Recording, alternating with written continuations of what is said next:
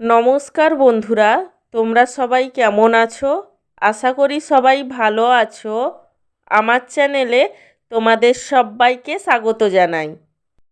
আজ আমি তোমাদের সাথে শেয়ার করব পোস্ত দিয়ে আলু ভাজার recipe.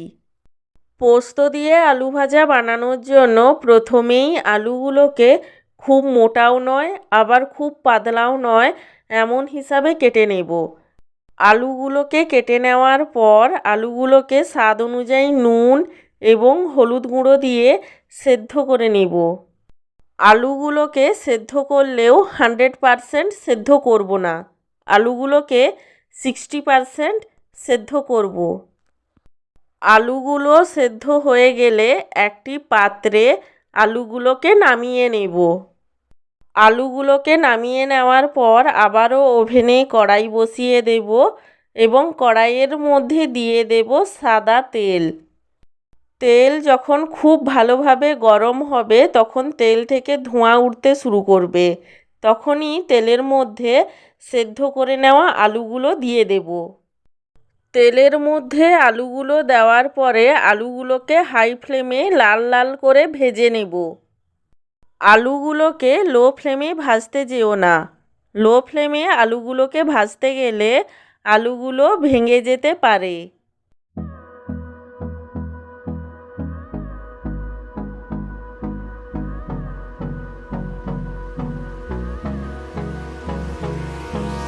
Hold me close till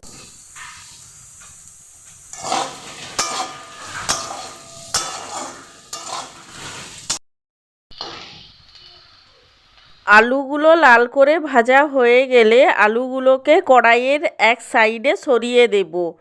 তারপর কড়াইয়ের ঠিক মাঝখানটাতে দিয়ে দেব গোটা পোস্ত।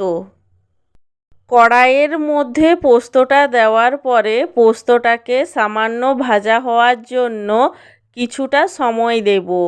পোস্তটা সামান্য ভাজা হয়ে গেলে আলুগুলোকে পোস্তর সাথে মিশিয়ে নেব এবং আলু ও পোস্তকে একই সঙ্গে ভেজে নেব।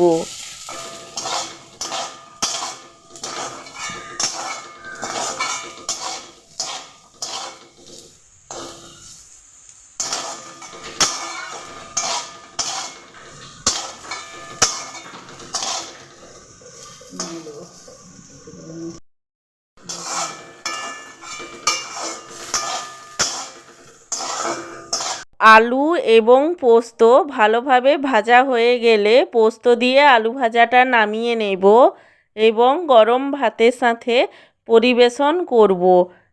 তোমরা এইভাবে পোস্ত দিয়ে আলু ভাজা বানিয়ে খেয়ে দেখো, আশা করি ভালোই লাগবে।